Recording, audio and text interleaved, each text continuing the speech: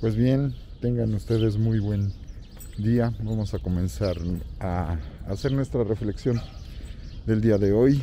Ahorita sí me van a ver un poquito más cubierto, porque ahora sí, pues bueno, ya se han estado anunciando que vienen una serie de heladas bastante fuertes en el caso de la República, y desde antier más o menos acá en la zona de Metepec sí ha sido bastante evidente. No tanto que haga así el frío fortísimo todo el tiempo, pero sí es muy notorio que de repente viene como pequeñas rafaguitas, o de plano la temperatura nada más tiene así una bajadita que duele. Ahorita sí está mordiendo un poquito más la temperatura, pero pues bueno, es parte de lo que ya nos había más o menos tocado. Pero como habíamos tenido inviernos relativamente calurosos, no se había sentido tanto en otros días. Pero yo le comentaba a Mercedes ayer que me fui a trabajar algunas cosas a nuestro despacho. Sí, de plano hasta me empezaron a doler las manos ahora sí del frío que estaba empezando a sentir. Pero bueno, son cosas que nos tenemos que preparar, sobre todo las lastimaduras que traemos en las rodillas, o en mi caso tanto la rodilla como el hombro. Ella de plano ayer sí se tuvo que vendar la mano porque tuvo una caída la semana pasada, y sí le estuvo molestando y sí le estuvo doliendo bastante porque el frío bajó en demasía. Pero bueno, entonces a la parte ahorita que sí quisiera hacer alguna reflexión. A ver, un momentito.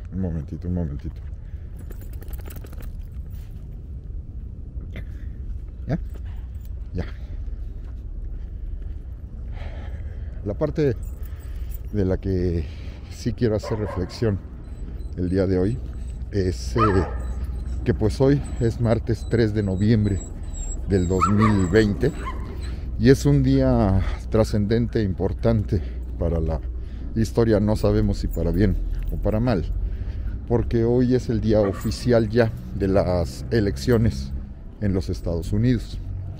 Estaba revisando las notas que mencionaban que ahorita parecen ser que ya se han registrado más de 90 millones de votos antes de la elección, todavía para el día de ayer, porque recordemos que en el caso de los Estados Unidos se tienen las posibilidades de ejercer el voto anticipado, y pues en el caso de ser enviado por la vía del correo. Y pues sí se ha estado haciendo una promoción que, en la poca experiencia que tengo como entre comillas especialista de las elecciones en los Estados Unidos, de entrada el sistema no es el mismo que tenemos nosotros. Esa es otra gran idea falsa que solemos tener con respecto a la construcción de la democracia, que tiene las mismas formas en todos lados. No es así. Hay distintas formas de aplicar las reglas de elección de un representante o un gobernante, y en el caso de los Estados Unidos, que es la más antigua de las democracias de la modernidad, de finales del siglo XVIII en adelante, pues resulta que ellos tienen un sistema que, cuando uno ya se pone a analizarlo con cuidado, no es fácilmente entendible. Sí representa algunos problemas para tratar de entender por qué. Porque, contrario a como se hace en otros lugares del mundo, incluido México, el voto no se aplica con el concepto del sufragio universal, ¿no? Es decir, que todos tienen la posibilidad de votar, obviamente bajo ciertas restricciones, porque también el pensar ingenuamente que todo el mundo puede participar. No, se tienen que cumplir ciertos requisitos. Y el primero, en este caso, es ser ciudadano mexicano, estar registrado. Por más que uno quiera votar, si no tiene credencial de elector, o no reportó su robo, o no reportó su pérdida, y no hizo el proceso adecuado para obtener una reposición, no va a poder votar uno, ¿sí? La credencial, además, no nada más. Otro perrito ladrón. Un segundo. La credencial, además, tiene que estar vigente, ¿sí? Obviamente tiene que ser legal. Entonces, para que también nos quitemos estas tontas ideas, que a veces manejamos con demasiada ligereza, donde creemos que todo el mundo puede votar nada más porque estamos en una democracia, ¿no? Además de que también se tiene que jugar con otra serie de lineamientos importantes, que implica que tengas un árbitro neutral, que sea confiable, que sea eficiente, sí, que sea honrado, pero también esté capacitado. Por esto que desgraciadamente en los últimos años también se ha puesto mucho a nivel de discusión, ¿no? La importancia de la honradez. Nadie niega la importancia de ser honrado y de ser honesto, pero tampoco tenemos que ser ingenuos y pensar que con pura honradez, ¿no? Honradez con incapacidad es una cosa que también genera perjuicios, y eso es parte de lo que tenemos que entender. En lo personal, yo recuerdo cuando uno se maneja tratando de estudiar e inculcar, sobre todo a los estudiantes, y que, bueno, porque digo en el caso de los hijos, nada más que yo no hablo de los hijos porque no los tengo, el hecho de inculcar los valores a los jóvenes implica también una serie de planteamientos importantes que se tienen que hacer, ¿no? Porque uno puede hacer que se aprendan de memoria todos los valores, pero si no los aplicas, no sirven absolutamente de nada, aunque los tengas perfectamente definidos y dominados, ¿sí? Porque ahí el valor deja de ser únicamente valor y el valor se convierte en virtud. Y este elemento es fundamental para que entendamos que todos estos puntos favorables al civismo, a la moral y a la ética, si no tienen una aplicación práctica, eficiente, eficaz, que dé resultados además positivos para las grandes mayorías, sin perjudicar a las minorías, y donde sea un porcentaje alto de ganar, porque siempre va a haber gente que no esté de acuerdo, o siempre va a haber gente que resulte perjudicada por alguna situación. Mientras no se aplique esto, no sirve absolutamente de nada que seleccionemos ciertos valores como los fundamentales, ¿no? Son casos excepcionales, que son los llamados valores superiores, ¿no? Por ejemplo, el derecho a la vida y el derecho a que se respete su vida. Ese sí es absolutamente insuperable, y aún así habría algunas personas que estarían dispuestas a platicarlo, porque bajo ciertas condiciones, sí, bajo ciertas condiciones, pero que tenemos que entender que son eso, condiciones excepcionales, algunos podrían discutir sobre la vida de algunas personas, ¿no? Aquí ya me refiero a casos muy específicos y muy concretos. Por ejemplo, los comprobados asesinos seriales, ¿no?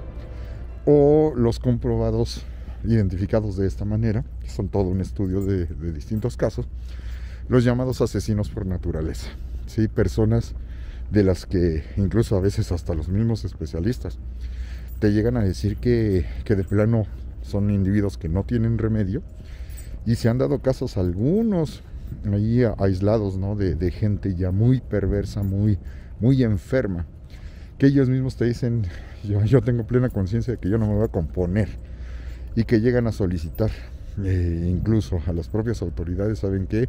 Ejecútenme, mátenme, porque yo no tengo ningún remedio, porque hay algo que yo no puedo controlar, cuando son ya ciertas situaciones, ¿no? Algunos otros podrían arguir, en casos así, que a esas personas, pues bueno, que se les aísle y que se les encierre. Nada más que esto implica que si los vas a tener aislados para el resto de su vida, los vas a tener que sostener para el resto de su vida, ¿no? Y ellos no están llevando ya una vida de ningún tipo de producción. Entonces, ese es un tema difícil, complejo de manejar y de argumentar y contraargumentar. Pero son casos excepcionales y eso hay que tenerlo muy presente. Y algunos, sobre todo los más fuertes defensores de los derechos humanos, te van a decir que hasta el criminal más artero, hasta el criminal más inconsciente, tiene derecho a la vida. Algunos no estaríamos 100% de acuerdo con ello, podemos discutirlo, podemos platicarlo, pero sí hay algunos casos en donde pues es casi unánime, ¿no? Cuando revisas la situación que dices, ay, en la torre esto sí está medio complicado, pero esos ya son casos aparte.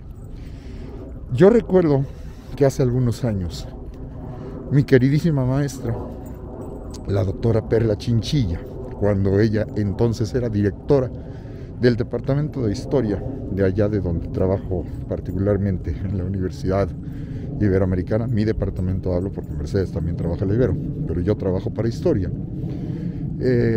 Un día me solicitó que le echara la mano porque la habían invitado a participar en su calidad de directora en una especie como de congreso que se estaba organizando en Ajijí, allá en el estado de Jalisco, en donde se iban a reunir todos los rectores del sistema universitario jesuita, pero en este caso enfocado a la educación media superior, es decir, no los rectores de las universidades, sino los rectores de las preparatorias que manejaban los jesuitas todavía en aquellas épocas. Por ejemplo, no había aparecido, aún no había sido creada la Prepa Ibero. Entonces, como Perla no podía asistir, pero sí le interesaba mandar algún representante, muy amablemente me solicitó que yo acudiera en su lugar. Entonces tuve la oportunidad de participar en ese evento. Si mal no recuerdo, debió de haber sido allá el año de 1997, 1996 más o menos. Y fue una experiencia muy interesante, muy agradable. Y ahora sí que la junta, la reunión inaugural principal en la que estuve presente, pues hablaron varios representantes, estaba el rector jefe de todos ellos y hablaron distintos representantes, ¿no? Uno de ellos justamente mencionó la importancia que tenía el manejo de los valores como institución jesuítica y cómo debía de transmitírseles a los jóvenes, y empezó a dar algunos ejemplos. Y dentro de esos ejemplos llamó mucho la atención porque, pues claro, mencionó la necesidad de manejar los valores como el elemento más importante y fundamental dentro del proceso de la enseñanza para con los jóvenes preparatorianos. Y dentro de estos ejemplos, pues ya sabemos, honradez, honestidad, capacidad analítica, etc. Y uno de los que mencionó fue el valor de la lealtad, ¿no? Un elemento que es de los superiores. Pasa, lo dice, todos lo aplaudimos, etcétera, estamos generalmente de acuerdo. Y toma la palabra el rector presidente de esta reunión. Y ya nos llamó mucho la atención, porque hizo un pequeño ajuste. Dije, a ver, nada más esto que mencionó, sí hay que hacer una pequeña aclaración, porque referimos al manejo de los valores superiores. Y en el caso de la lealtad, ese no sería un valor superior. Entonces, pues sí, varios pusimos caritas y de achirrión, ¿cómo de que la lealtad no es un valor superior? Y exponía con toda la razón del mundo. Los valores, para que se conviertan en virtudes, uno, tienen que aplicarse, dos, pero hay ciertos valores que deben de estar supeditados a su relación con otros valores. No son superiores, sí son valores, pero no son valores superiores, nada más por el hecho de existir. Y en el caso de la lealtad, y lo dijo con un ejemplo bien concretito y bien claro, en el caso de la lealtad, esa quedará sujeta al valor del respeto a la vida, por ejemplo. Pero la lealtad por sí misma no es suficiente. El ejemplo es Joseph Goebbels. Si hay alguien que demostró la lealtad y la fidelidad al 100% a su jefe, en este caso al Führer, a Hitler, fue justamente Goebbels. Y creo que a todos nos queda muy claro y es perfectamente evidente que sí, es cierto, históricamente es verdad.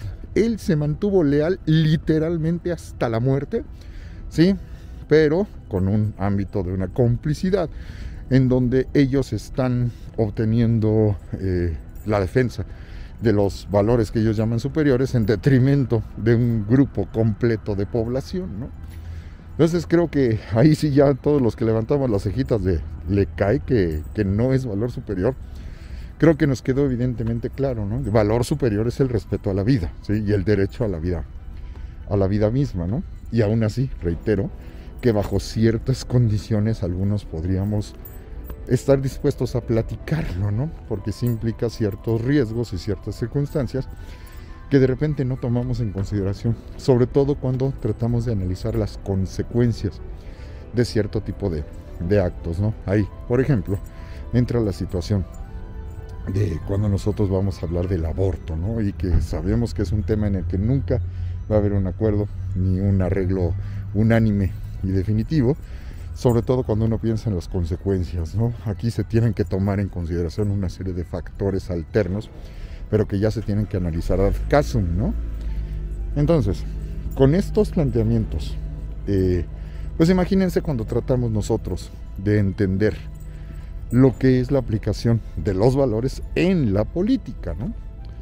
Y en la época en la que nosotros estamos viviendo, por ejemplo, es muy notorio, lo hemos estado comentando mucho con los alumnos del diplomado que estamos impartiendo Mercedes y yo como principales, como titulares, no principales, como titulares en el marketing político. Estas circunstancias, cuando las vemos aplicadas en la política contemporánea, pues nos encontramos con que hay gente que lo que busca es ser pragmático, es decir, obtener resultados que sean los más prácticos y que sea el ganar la mayor parte del tiempo, ¿no? Dentro de ese aspecto encontramos que el régimen de gobierno presidencialista norteamericano ha tendido a ser básicamente pragmático a lo largo de su historia, sobre todo en el siglo XIX y en el siglo XX. Y más ya en el siglo XXI, con situaciones con un divisionismo racial, con un divisionismo económico bastante claro y marcado, que permite además, con toda esta serie de situaciones que se han estado viviendo, que se viva un momento especial en donde este divisionismo, hay un documental de CNN, un reportaje extendido de CNN que se llama America's Great Divide, lo pueden ustedes buscar en YouTube, y te habla de cómo esta división pues no apareció como muchas personas creen, nada más cuando Donald Trump llegó a la presidencia de los Estados Unidos. Más bien, la llegada a la presidencia de Donald Trump es una consecuencia de ese divisionismo que ya existía desde tiempo atrás. Y la aparición de ciertas personas que se hicieron críticos del modelo y se hicieron críticos del sistema y que han buscado la manera de destruir sistemáticamente al sistema porque consideran que este no ha servido, los llamados disruptores. Y uno de los ejemplos más claros de lo que es esa disrupción es justamente Donald Trump. Pero hay otros que han tratado de solventar ciertas situaciones políticas o económicas que no se han solucionado en épocas anteriores, y a veces por la obtención de estos buenos resultados han favorecido a grupos que previamente no lo eran, pero en consecuencia han terminado por perder la atención, el favor y el voto de muchos grupos de los que originalmente eran mayoritarios, me refiero a los blancos, y que pues se sienten amenazados, se sienten invadidos, se sienten agredidos en la esencia de lo que es propio Estados Unidos. Estoy refiriendo a los WASPs, ¿no? Estos que son White, Anglo-Saxon and Protestant, y que, reitero, además ya no son mayoría, desde hace más de 20 años ya no son mayoría, porque la suma de minorías de migrantes que han ido llegando a lo largo de toda la historia de los Estados Unidos han convertido a todas las mayorías a todas las minorías las han convertido en mayorías. Y la mayoría dominante en el sistema, sobre todo en el siglo XIX y buena parte del siglo XX, pues resulta que se convierte en minoría con respecto a los otros volúmenes de personas que han llegado. De esta manera, hay incluso un documental que les permite también entender cómo se fueron agravando las situaciones y las cosas, aunque nominalmente no tiene que ver en el caso específico con lo que estamos hablando, pero el documental está dividido en 5 segmentos. Y un segmento de ellos, me parece que entre el número 1 y el número 2, te explica muy claramente cómo se ha dado la evolución de esta situación de cómo los grupos no empoderados se han ido ganando sus derechos, pero también ha generado este divisionismo al que hacemos referencia en última opción.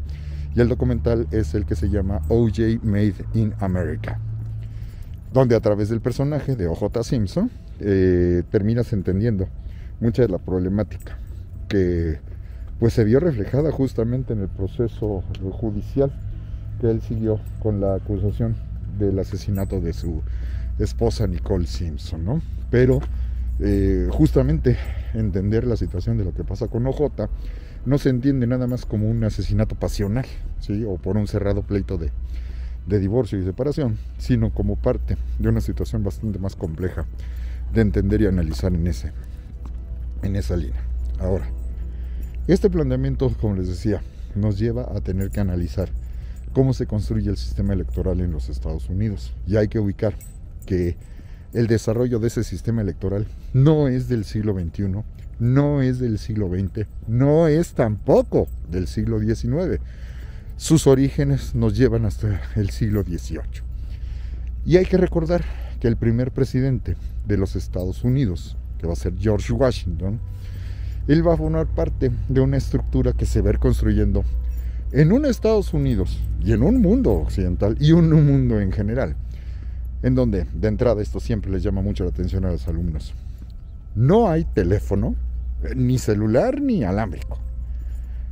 No hay energía eléctrica utilizable y aplicable a todo el mundo. No hay manera de generarla. Y la poca que se llega a generar es más bien para una serie de espectáculos de entretenimiento y pues básicamente vistos incluso como mágicos, ¿no? No hay fax, no hay internet, no hay nada que tenga que ver con lo eléctrico, ni mucho menos con lo electrónico. Tomando en consideración eso, tenemos que entender que además, en un territorio que tiene una extensión menor, eso sí, a lo que nosotros conocemos ahora, pero demasiado grande cuando no tienes medios de comunicación ni masivos, ni eléctricos, ni electrónicos, hace que el sistema electoral no pueda tener las características que nosotros vemos como naturales en nuestro contexto. ¿A qué me refiero con esto?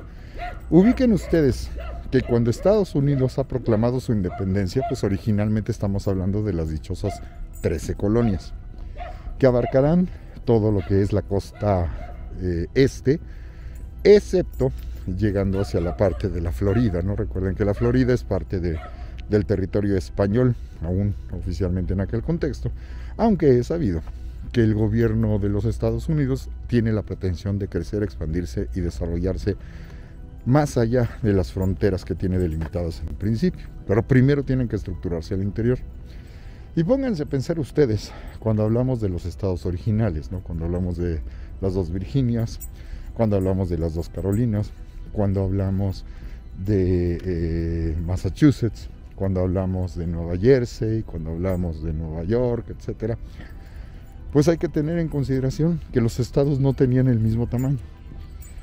Y cuando viene además el proceso de expansión, en el que no me voy a detener porque es un proceso bastante largo, este proceso de expansión que lleva a negociar con los españoles para obtener Florida, a negociar con los franceses para obtener lo que en su momento fue la franja que les permitió duplicar su tamaño literalmente de lo que es el territorio de la Luisiana, que hay que entender que no es nada más el actual estado de Luisiana, es muchísimo más extendido, atravesando en diagonal prácticamente hasta llegar a la frontera de lo que sería el estado de Washington, el actual estado de Washington. Y luego el otro territorio que sabemos que van a terminar obteniendo, que va a ser más de la mitad del territorio de lo que era México.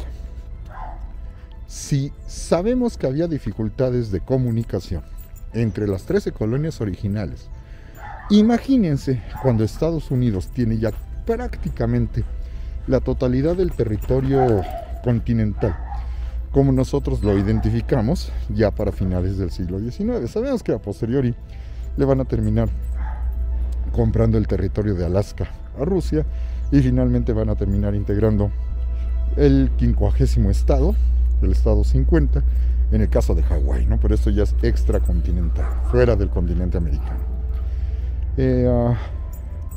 Si nosotros sabemos que en esas 13 colonias originales las distancias que tenían que recorrerse eran prolongadas, peligrosas, difíciles de sortear, al momento de que se hacen las elecciones, pues imagínate lo que representa una campaña de un posible candidato, que de entrada no solían hacerse las campañas como nosotros las entendemos. Ese es otro punto bien importante a considerar. Van a ser los candidatos que van a aparecer en la segunda mitad del siglo XIX, que van a comenzar a hacer sus campañas de viajar a distintos territorios para comunicar, sobre todo en los estados donde no los identifican y no los conocen, comunicar y transmitir sus ideas.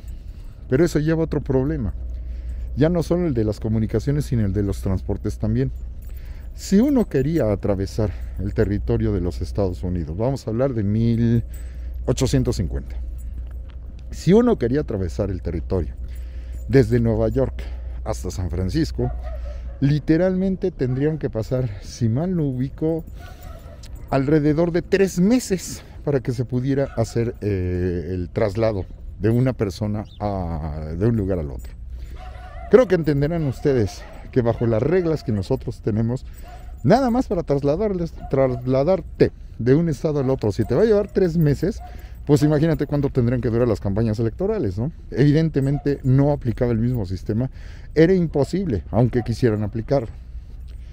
Para 1850 ya ha sido inventado el telégrafo, pero ubiquen que el telégrafo es literalmente de un punto al otro, y hacer campaña electoral vía telegráfica pues no precisamente es la opción, ¿no? Tampoco sirve el medio.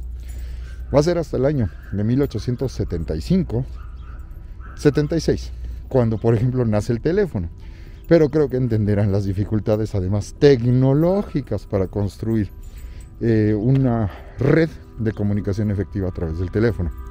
El teléfono tampoco es opción. Y así, ustedes si van revisando la historia de los medios de comunicación, se darán cuenta que el sistema de elección como nosotros lo conocemos, pues obviamente no van a ser prácticamente en el siglo XIX, esto va a ser ya más bien del siglo XX. Y además conlleva otro problema. Pónganse ustedes a pensar en estados como Massachusetts y comparen lo que va a ser el estado de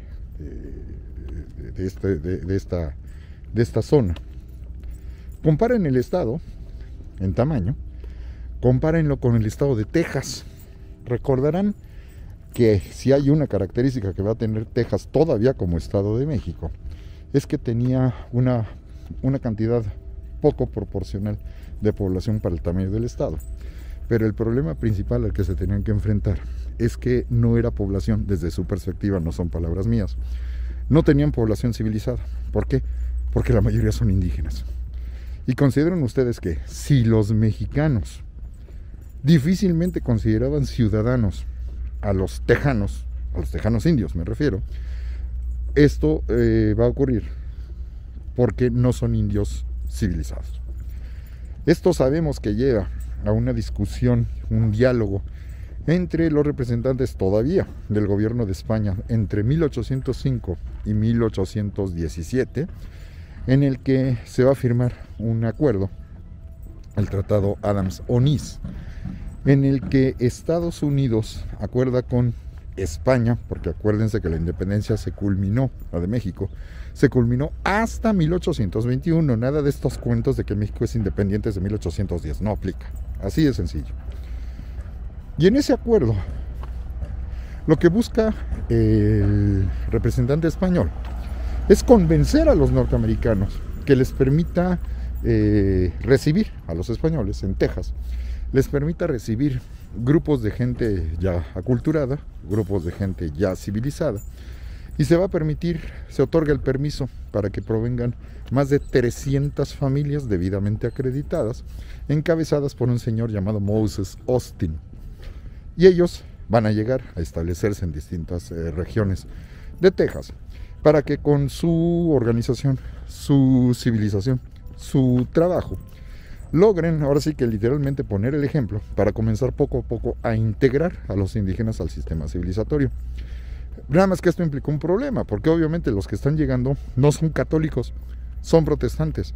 Pero aquí lo que va a tener que pensar una España que además, acuérdense, España está en una serie de broncas políticas, en una serie de situaciones económicas bastante desagradables que han llevado a un proceso de descomposición de su propio sistema económico prácticamente desde finales del siglo XVIII, y que a lo largo de los primeros años del siglo XIX pues terminaron desembocando en todos estos movimientos insurgentes e independentistas que nosotros conmemoramos tradicionalmente, pero que nos permite analizar con cuidado que las cosas ya no estaban funcionando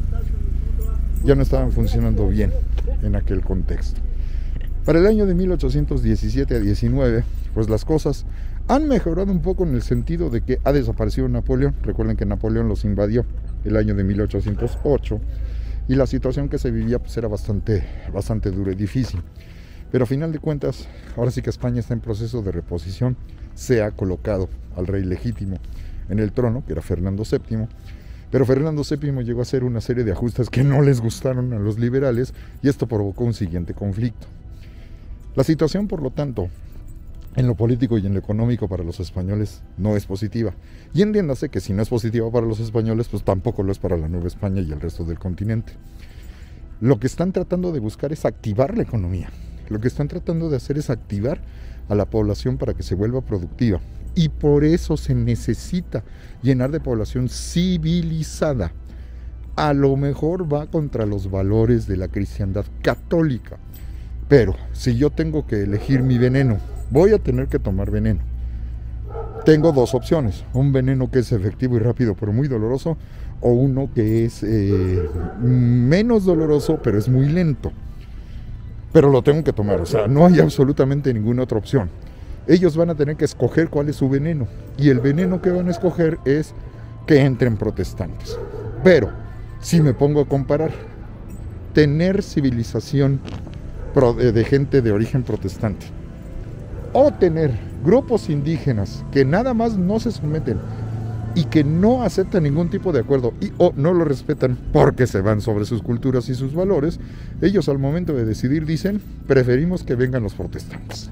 Es civilización por lo menos, y por lo menos podemos llegar a cierto tipo de acuerdo o cierto tipo de diálogo. Es por eso que se toma esa decisión. Pero consideren ustedes que se van a atravesar otra serie de circunstancias y de factores que van a dar como resultado que ya para el año de 1821 pues entenderán que ha ido ascendiendo la cantidad de población, cosa que sí buscaban, pero de población de origen no local. No son indígenas, pues, pero tampoco son mexicanos. Porque el otro punto que también debemos de entender, cuando nosotros nos enseñan historia de México, nos enseñan cómo los gringos se fueron metiendo en el territorio. Pues se fueron metiendo en el territorio porque se les otorgó el permiso por parte de España. Es que no se le preguntó al gobierno de México, porque no tenía que preguntársele al gobierno de un México que además no existía. Eso nos muestra la falta de conciencia histórica que nosotros aún tenemos para nuestra época contemporánea. Agreguen otra serie de factores. Para estas alturas, les estoy hablando de 1821 a 1828, ya ha muerto el guía original, que era Moses Austin. Pero su hijo, Stephen Austin, es el que ahora toma el liderazgo para mantener estas familias. Y aprovechando las circunstancias de la transición y del cambio de lo que ahora sí ya va a ser México, de 1821 en adelante, pues también, acuérdense, sí, estando en época contemporánea, es muy complicado controlar la frontera. Pues imagínense cuando estamos hablando de aquellas épocas, ¿no? Entonces es comprensible que también hubo un gran número de ilegales que estuvieron entrando, ilegales de Estados Unidos hacia el territorio tejano, pues, que era visto como parte del territorio mexicano. Eso no lo debemos de olvidar. Entonces, cuando se hace el famoso estudio de Terán, al que envían para hacer la evaluación de cómo se encuentra Texas, Pues obviamente cuando llega con los resultados es enviado, si mal no recuerdo, ya en las épocas de Guadalupe Victoria, entre 1824 y 1828. El resultado es que, híjole, las cosas están muy difíciles. ¿Por qué? Porque la población, la poca población que hay en la totalidad del estado de Texas, predominantemente de cada 10 personas, 9 son estadounidenses y 1 es mexicano, ¿no? Entonces, para que se den ustedes una idea. Y eso de mexicano también entre comillas, porque hay que entender que cuando se refieren a mexicanos se refieren a indígenas. Nada más que ahí viene el otro problema. Resulta que la identificación del indígena nosotros lo damos como mexicanos, pero acuérdense que desde las épocas de los españoles esos indígenas no eran considerados ni novohispanos ni mexicanos, eran indios, indios indómitos, indios que no se someten, indios que no siguen las reglas, indios que no se adaptan, indios que no doblan la cabeza, pues. Nosotros esto lo vemos ahora como un valor. En aquella época no funcionaba ni se entendía de esa manera. Hay que tenerlo bien claro y bien metido en la cabeza. Y posteriormente, por una serie de detalles que no me corresponde explicar en este momento, pues nos encontramos con la pequeñísima circunstancia de que además Texas va a luchar por la obtención de su propia independencia respecto de México. Que los gringos estuvieron metidos, sí estuvieron metidos, pero es parte de una problemática que viene desde principios del siglo XIX y no es nada más porque decidieron de un día para otro los estadounidenses meterse en ese territorio. El resultado va a ser la declaración de la independencia de Texas, en donde además pues también se va a manipular la información para hacer que los indígenas locales no apoyen al gobierno mexicano y, bajo ciertas promesas, sí apoyen al nuevo régimen que se va a terminar estableciendo, en el caso ya de un gobierno independiente. Eso al gobierno mexicano no le pareció, no estuvo de acuerdo, se implicó un problema diplomático, pero tuvieron que aprender a vivir con ello, y cuando quiso venir la represión ya por parte de Antonio López de Santana, pues sabemos que eso implicó una bronca diferente, ya fue otra bronca aparte, en donde sabemos que no solo Texas es independiente, sino que además, siguiendo lo que son sus normas y sus reglas, ellos tomaron la decisión de anexarse a los Estados Unidos, de convertirse en un estado más de los Estados Unidos que están haciendo su labor. Son prácticos, ¿sí? No lo estoy justificando, que quede muy claro. Y es ahí donde pega el grito del gobierno mexicano, ¿no? Cuando uno analiza con cuidado la situación, se percatan que incluso los representantes del gobierno mexicano llegaron al acuerdo de, está bien, podemos reconocer la independencia de Texas. Llegaron a plantearlo, podemos reconocer la independencia de Texas siempre y cuando no se anexen a los Estados Unidos. Además de que también, si estamos hablando del año de 1836, se atraviesa otro pequeñísimo factor. Cuando los tejanos todavía estaban medio negociando con los mexicanos, México les cerró las puertas tajantemente y sus representantes les dijeron, es que ustedes tienen que negociar con nosotros la reintegración al territorio mexicano como ciudadanos mexicanos, ¿no? Y el gobierno local, el gobierno tejano independiente, proclamado independiente, dijo, pues en dado caso, si tenemos que pedir permiso con respecto a la independencia, nuestra independencia, pues en lugar de dialogar con ustedes, más bien vamos a dialogar con los españoles. Porque lo que mucha gente no sabe es que para 1836 España no había reconocido oficialmente aún a México su independencia. Algunos de ustedes me podrán decir, oye, pero es que Juan O'Donojú lo reconoció. ¿Qué creen? Ahí viene otra gran mentira. Juan O'Donojú no tenía jurisdicción para la toma de esas decisiones. Ya no existían los virreyes, había cambiado la categoría. Ya ni siquiera se llaman virreyes. Ya eran jefes políticos con poderes muy limitados. Y además no se les olvide que existían las cortes en Cádiz. Y las decisiones que se tengan que tomar de ese nivel, por supuesto que tienen que ser entendidas y avaladas por los representantes españoles, y las cortes nunca avalaron esto. Por lo tanto, para los españoles, desde la perspectiva de los españoles, México seguía siendo Nueva España en rebeldía. Todavía para 1836, cuando viene el intento de diálogo entre los tejanos y los mexicanos, los tejanos le pisan literalmente un callo al gobierno mexicano diciendo, pues si es por eso, pues mejor dialogamos con los españoles, porque tú tampoco eres independiente y tú tampoco tendrías, ahora sí que, el valor moral como para poderme decir este tipo de cosas. Esto les permite entender cómo se va a dar poco a poco el crecimiento del territorio de los Estados Unidos. Y pues imagínense cómo se va sumando población. Nada más que ubiquen el tamaño de Texas con respecto a estados como Nueva York, ¿no? O ubiquen a Texas con respecto a Carolina del Norte.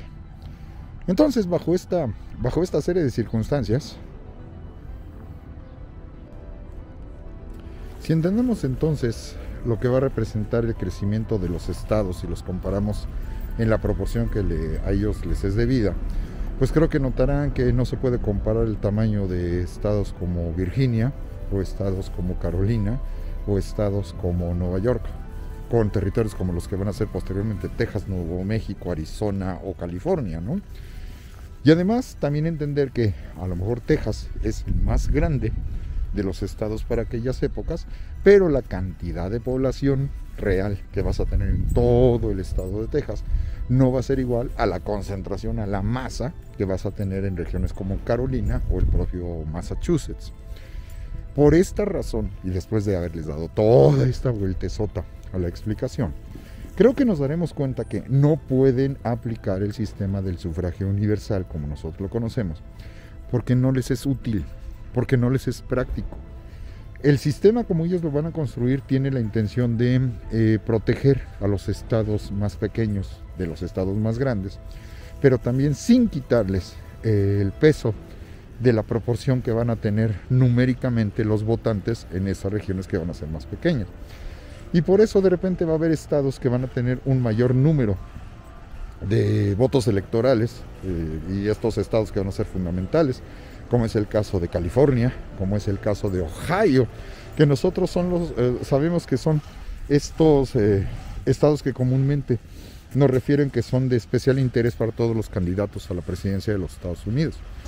Además de que también hay ciertas reglas internas que, por ejemplo, si en un estado, voy a decir un número al azar porque no domino esos números, si en un estado, por decir California, tienen 22 votos electorales, porque tú votas por un representante que es el que va a votar oficialmente ante el colegio electoral para escoger. Vamos a suponer que los republicanos ganan, no sé, por ejemplo, 20 votos a 2. En lugar de que se le otorguen 20 votos a los republicanos en la totalidad y 2 votos a los demócratas, ahora sí que haya el acuerdo, ellos lo tienen que estipular en sus reglas.